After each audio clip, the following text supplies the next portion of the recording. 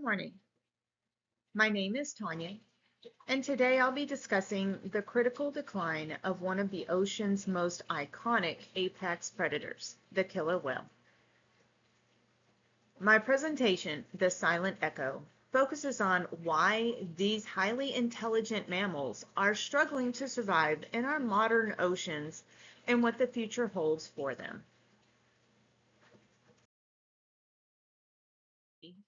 Specific populations like the southern residents in the Pacific Northwest are in a state of emergency. Their numbers have plummeted to near historic lows.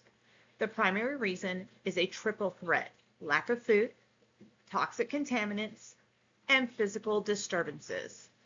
Unlike other orcas that might eat seals, these whales are specialists. They rely on Chinook salmon.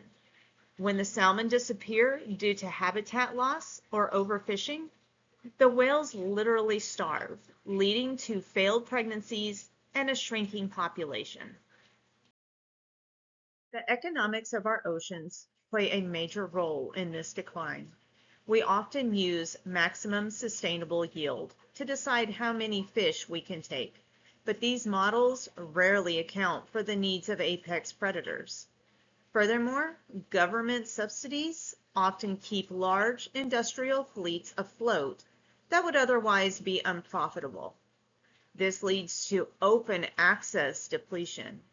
We also see the devastating effects of bycatch and ghost fishing, where abandoned nets, the ghost fleet, continues to kill marine life indefinitely.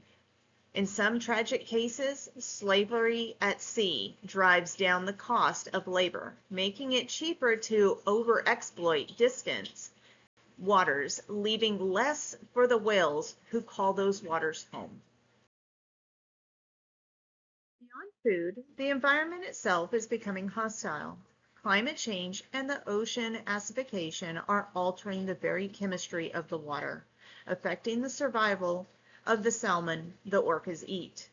We also see eutrophication, where nutrient runoff creates oxygen-depleted dead zones.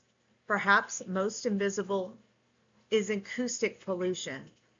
Killer whales rely on echolocation to hunt.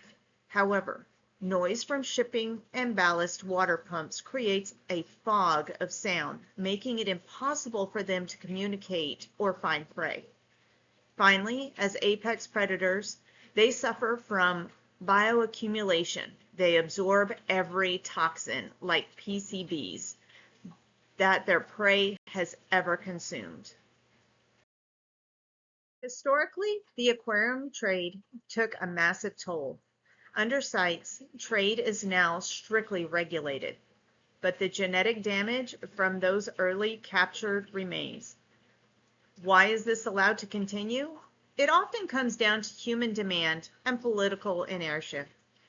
As our global population grows, the demand for cheap protein and energy, like the power generated by dams that block salmon migration, often outweighs the perceived value of a predator that is hidden beneath the waves.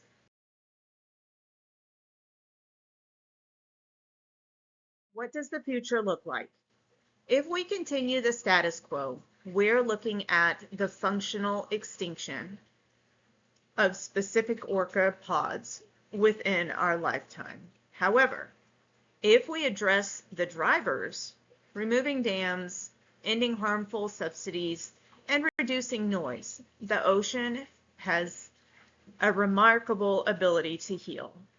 The orca is a sentinel species. Their health is a direct reflection of the health of our planet.